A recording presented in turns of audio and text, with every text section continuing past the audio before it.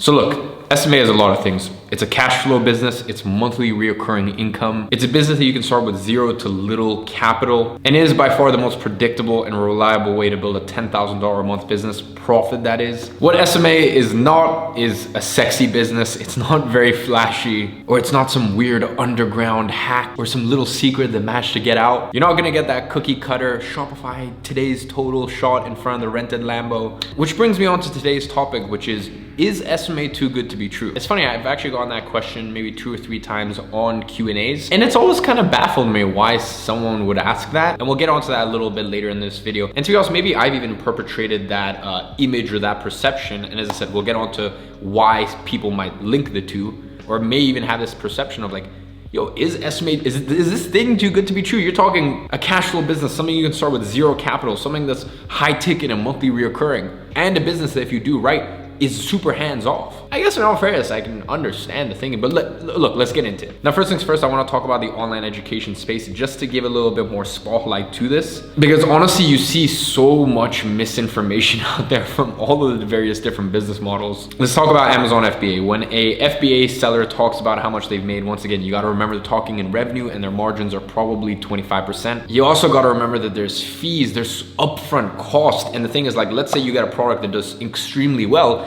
If it does extremely well, now it's this situation where it's done well, but you're out of stock, and by the time you could probably get new stock, one of your competitors has probably come in and taken your spot as the #1. So you gotta remember that with FBA. As said, I see a lot of these experts out there who are just lifting up their students like, they did 100K, and it's like, well, no, you literally would have made more working in a department store than you would have from your Amazon FBA business, because once again, you're talking revenue, you're not talking actual take home. Then let's talk about dropshipping. I mean, damn, even worse, because I mean, the margins most of the time are 20%. And I think the thing that most people overlook is advertising cost, because look, I've seen it time and time again. And as I said, being in the online education industry and just knowing kind of what goes on behind the curtains, there are literally people out there that will spend $1 million to get $2 million back. And that sounds great, but not when you remember the fact that the margins are only like 20%. So they've spent $1 million in order to make 400K back, and keep in mind disputes, refunds, etc., etc. And the reason they've done this is because they're like, I made $2 million this month with my e-commerce business. $250, my new course launching.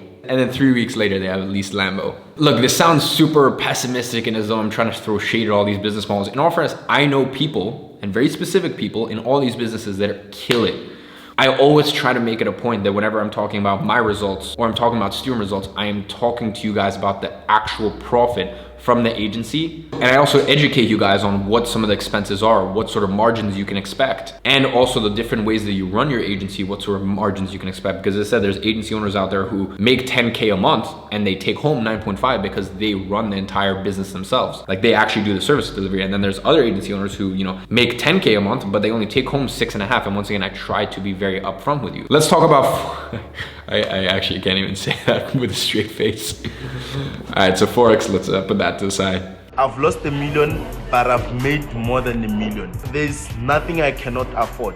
I can afford anything. Hey, Forex broker killer. Now I'm sitting on 100,000. Let's talk about real estate, because once again, this is another thing where I feel as though there's a lot of misinformation. Me, myself, next year I'm buying my first few properties, and next year I will have £1 million in equity in my real estate portfolio. So that'll mean that my portfolio, depending on, you know, keep in mind my age and being a first-time home buyer, etc., I'll probably have to put a decent amount deposit down. So look, with £1 million in equity, my actual property portfolio might be worth anywhere from $2 million to $3 million.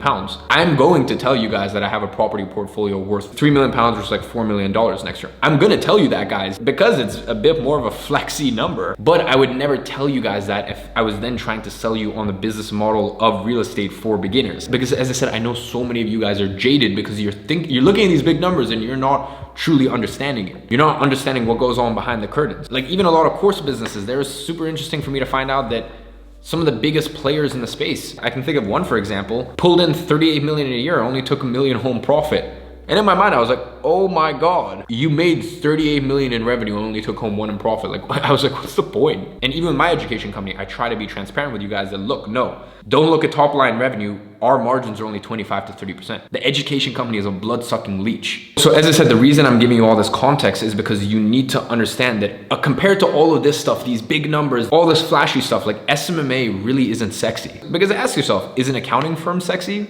Not really. Is a web development agency sexy? Not really. And having an agency falls into that same bucket, which is just quite simply, you are a service-based business. You are providing a service to a client, and the value that they get exceeds the price that you charge. You know, it's really nothing groundbreaking. I feel as though the reason someone would even ask, oh, is SMA too good to be true, is because of all this extra bubble and layer of marketing around it. And I know I have a part to play in that because you guys see the lifestyle and you're like, oh, like, is this SMMA thing? Like, is it too good to be true? But you need to separate the two because my agency is my scientific experiment. I compare being an agency owner to being a scientist or an engineer. I'm trying to build the best system possible. I'm building a system, I'm stress testing it, I'm removing myself and seeing how much can I remove myself from the agency, and I'm trying to put more input and throughput through that system. So things like my onboarding, does it stand the test of, say we end up signing 6 clients that month, which by the way, I've never signed 6 clients in a single month before, so I don't have any context for that. But as an advertising exclusive agency, we've signed 4 clients in a month before. Anyways, my point is I'm testing to see how much volume can I put through it. For example, my case study funnel that I run ads to generate discovery calls and intern clients for my agency, I'm building that system. I'm seeing how much traffic and how much volume can I put through it, and then in turn making it better. If I look at my outreach, I'm building a system for outreach. I'm optimizing that system, and then I'm seeing how can I hire an appointment setter to come in so that way I'm duplicating myself and I can remove myself from that system. With service delivery, I'm building a system for us to actually deliver our services in conjunction with Danny, who's the head media buyer at IAG Media. And then once again, we're testing that system. And then now this year, we're even bringing on a second media buyer so we can take on extra client load. So now that's a new system that I have to build. So my point is, my life as an agency owner, it isn't wake up, roll over, check my Shopify notifications, and then also realize that I spent twice that amount in advertising. Sorry, little dig. It's not sexy like that. As I said, really my life as an agency owner is looking at my agency, going where can we optimize, where can we tweak, and how can we push more volume, more clients, and how can we push outreach and advertising to get more clients. So that is my life as an agency owner. Now my life outside of agency is great because that is what my agency, that's what building my system, building the machine does for me. When I have a machine that, you know, has done 100K months before, July of 2019 was the first month I had 100K profit with my agency. That's US dollars, by the way. When you have a machine like that and you're working 5 to 6 hours a week, then that gives you the time and freedom to live a really super dope life. Or in my case, rather than laying on the beach, which I probably should be doing, putting money, resources, and attention into this education company, which as I said, is this blood-sucking leech that, trust me, doesn't give back to me nearly as much as I give to it. The only way that it does, I guess, is in terms of fulfillment. But anyways, long story short is, I guess,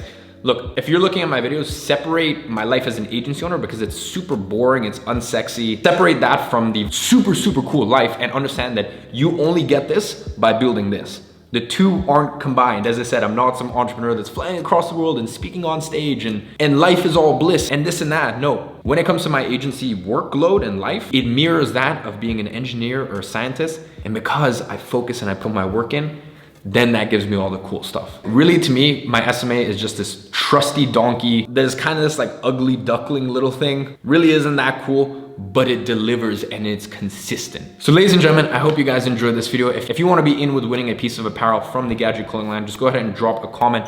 Anyone who comments in the first 2 hours, you'll be automatically drawn. And if you want to see last video's winner, it'll be the pinned comment. Lots of love, guys. Let me know what you thought about this video, and I'll see you in the next one.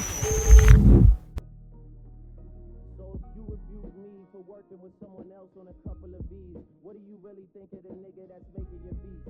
I've done things for him I thought